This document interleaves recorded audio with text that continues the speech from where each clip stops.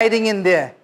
It's go beyond that. It has to come. So you look at all of the qualities of those who possess taqwa. Okay? And then you start to say, well, look, I need to do this, I need to do this, I need to do this. And then, but it's not just about doing the action. After you have done the action, then you ask yourself, has my closeness to Allah, or my love for Allah, my relationship with Allah increased?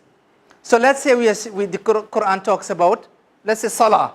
Salah as something which draws you closer to Allah, makes you more of a muttaqi. That the Quran tells us that. So salah makes you more like a muttaqi, one who is conscious of Allah. If you now engage in your prayer, so it's time for Salatul Dhuhr, Salatul Asr, I pray.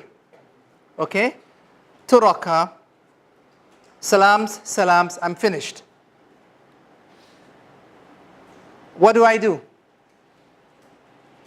I ask myself a question. Has my taqwa increased? But that's why. The purpose of the prayer, firstly, was that of fulfillment of an obligation, which I just did.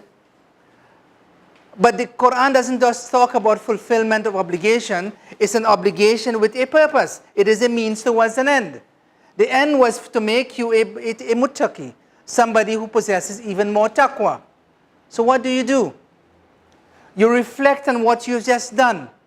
How engaged was I in my prayer?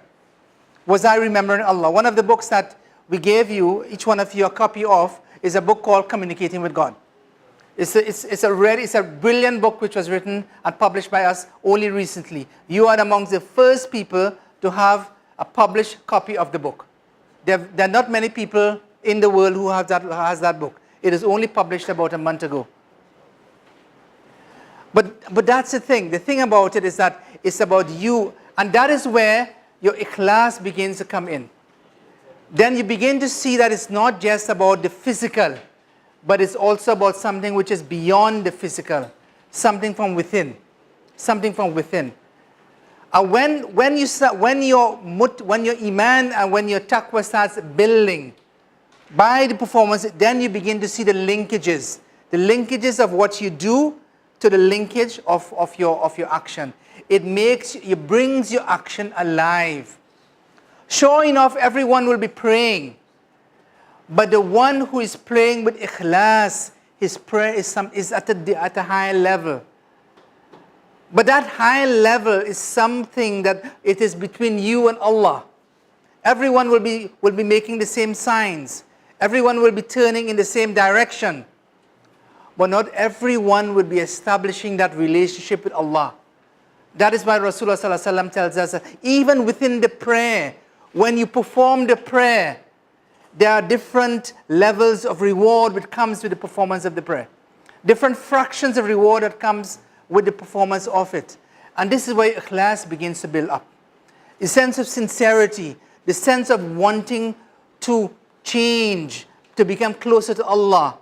And when you become closer to Allah, the manifestation of becoming closer to Allah is becoming closer to His creation, is by serving His creation, is by loving Allah. You love Allah, then you love those around you. You love Allah and you love those around you. That's the manifestation of it. So we've looked at some of the aphorisms, inshallah. There's a few of them. We're only on step 4. So we're going to take a break for 5 minutes, inshallah. And then we're going to start our session on Ulum al-Quran, which will continue, and then we'll do a bit this afternoon as well, inshallah, of Ulum al-Quran. So let's take a break for a few minutes, inshallah. So there are drinks in the back. There are things, inshallah. So if you want any water, whatever it is, there's a cooler there with water and stuff. So make sure you keep yourself hydrated, inshallah.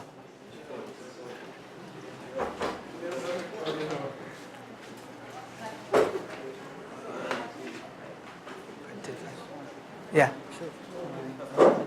I should take